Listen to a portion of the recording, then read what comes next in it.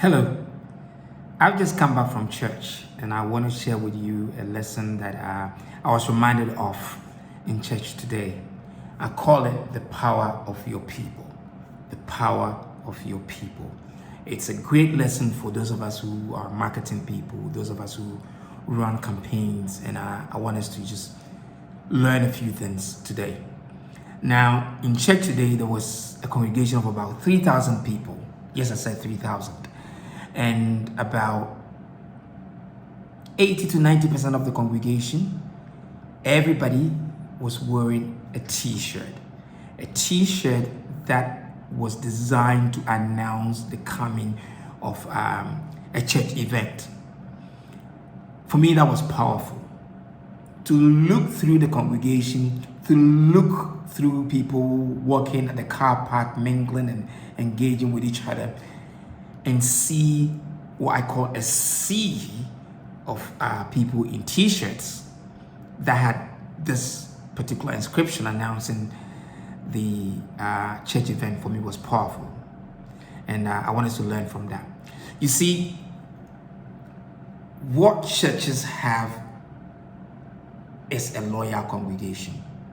A loyal congregation that will promote their faith, their church, and every event that the church organizes.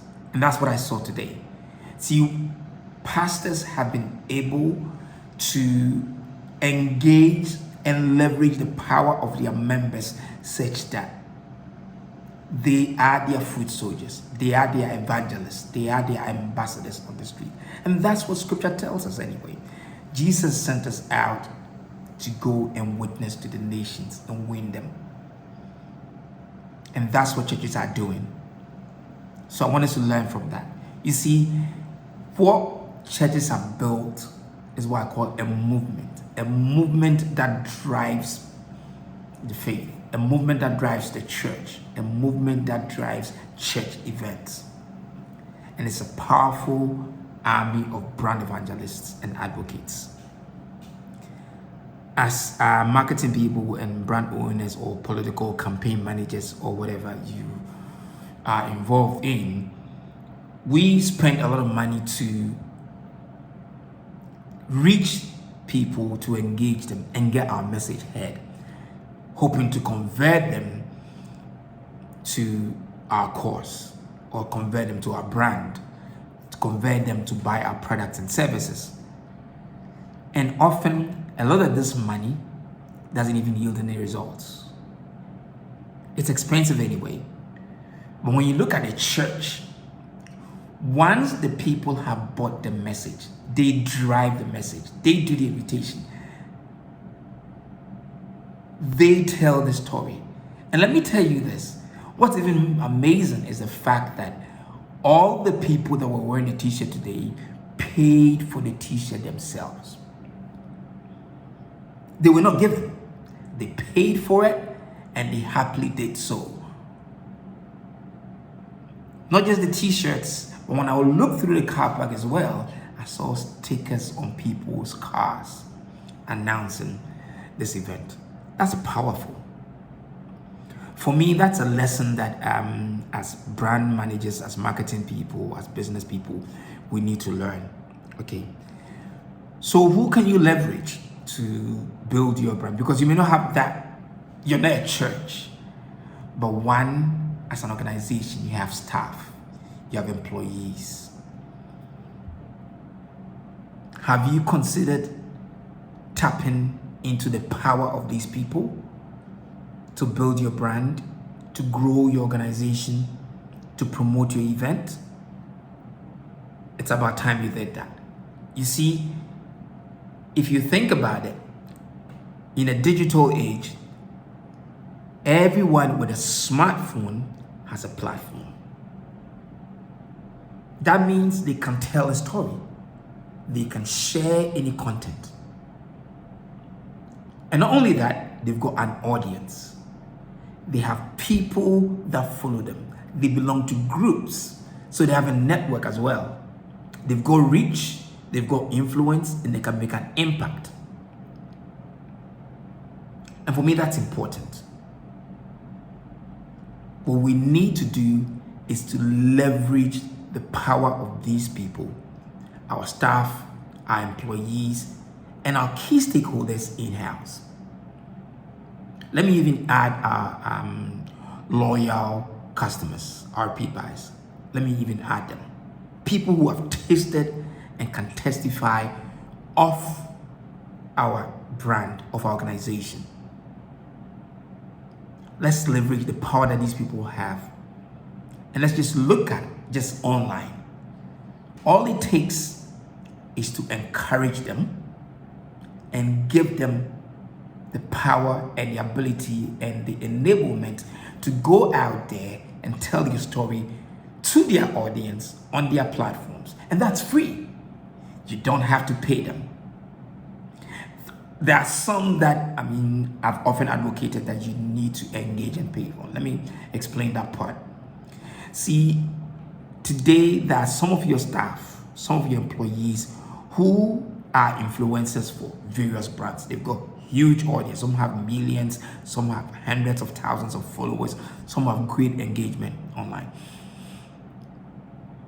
And in their employment contracts, they are not obliged in any way to share anything about your organization, to promote your brand or whatever. That's not what they are paid for. But I've been advocating lately that you should identify who I call your in-house influencers, your in-house brand ambassadors. Identify them, engage them, recruit them, meaning you have to pay them because they work to grow that base. So reward them and then grow together with them. Okay, but let me come back to even the ones that don't have that kind of audience. If you think about it, most people today have at least 500 or 1,000 followers on various platforms. And if you multiply that, so if I take the church that I went to today, okay, 3,000 people, let's say 50% of them are recruited to do this or are encouraged to do this. You'll be talking about 1,500 people.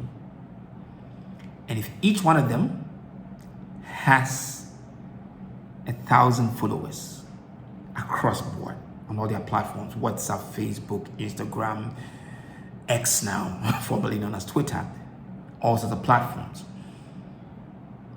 If you multiply that by the 1,500, 50% who would go ahead to do this, you're looking at 1.5 million people.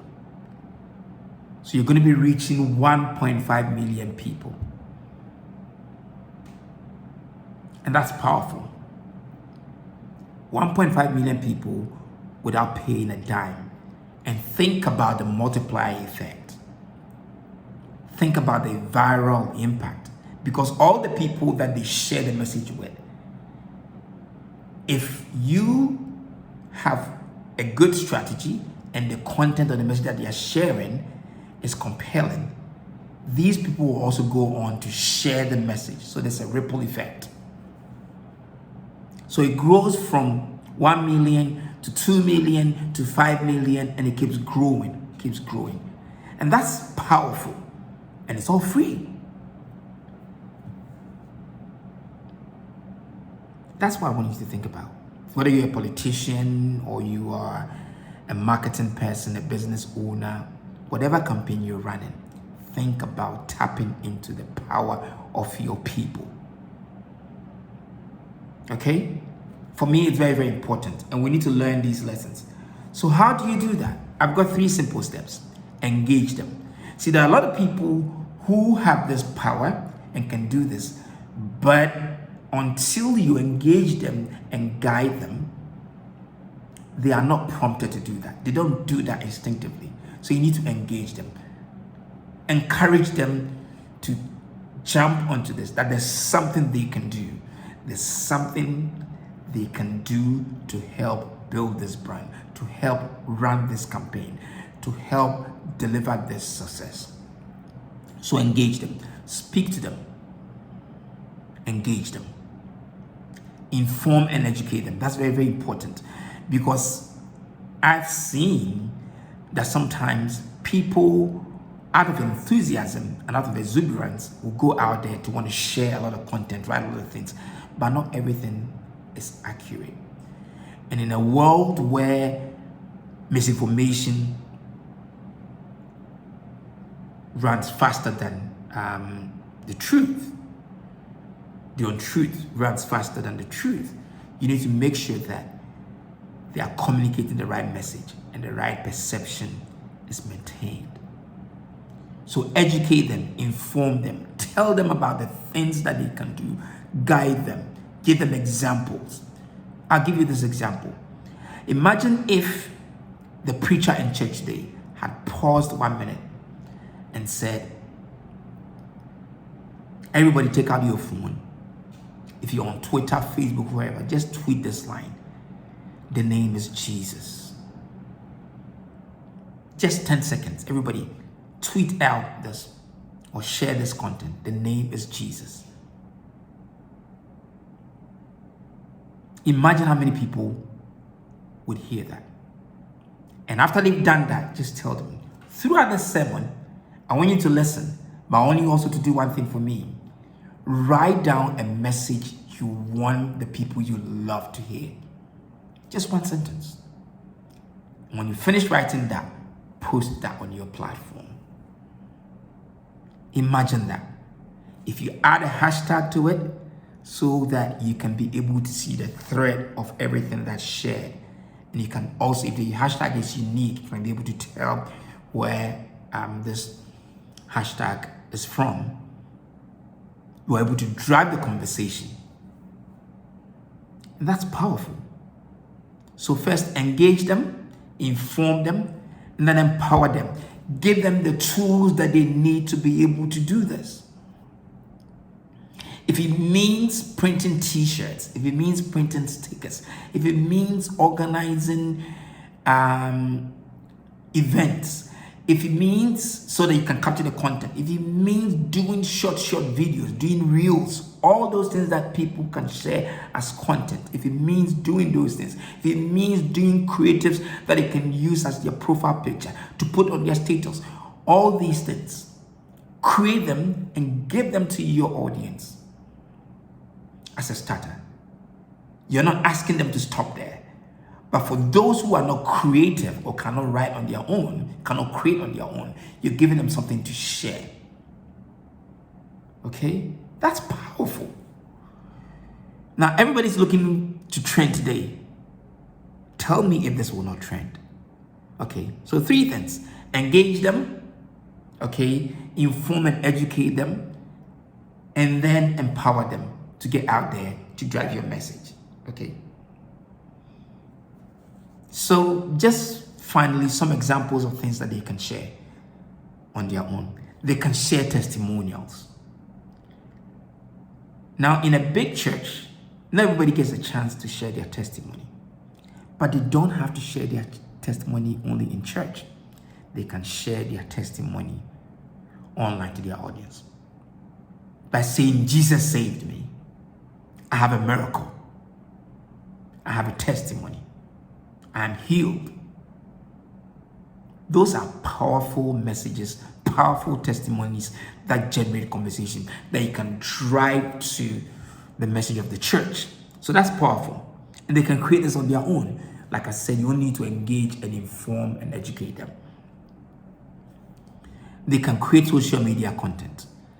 A lot of people wake up in the morning and they think, what can I post online? They want to post online, but they don't know what to post online. Now you're going to encourage them that yes, it's cool and it's all right, and God will bless you for sharing this. In the same way, tell them that yes, you've tasted this brand. You are a worker here at this organization. You've tasted this brand.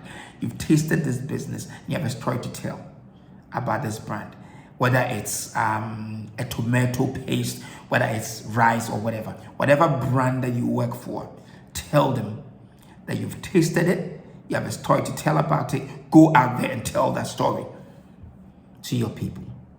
In any way, people ask them whether or not the brand that they work for, the brand that they are associated with, is a brand that they should patronize.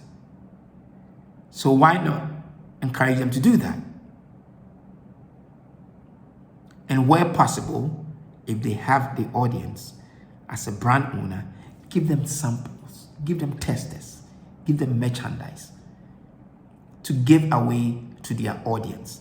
Some people have huge following, and by running little competitions on their platforms, they can distribute some of these samples and some of these merchandise to get other people to also taste, to experience the brand, and be able to convert them to become ambassadors. Once again, like I said, there's a powerful message, there's a powerful lesson that we need to learn from the church. I call it the power of your people. Let's learn from the church. Let's learn from our preachers. Let's learn from our pastors to build our brands, to build our political parties, to run our campaigns, and let's get results. Thank you. If you haven't subscribed, please click below and subscribe to this channel, and hopefully I'll see you on the next one. Thank you.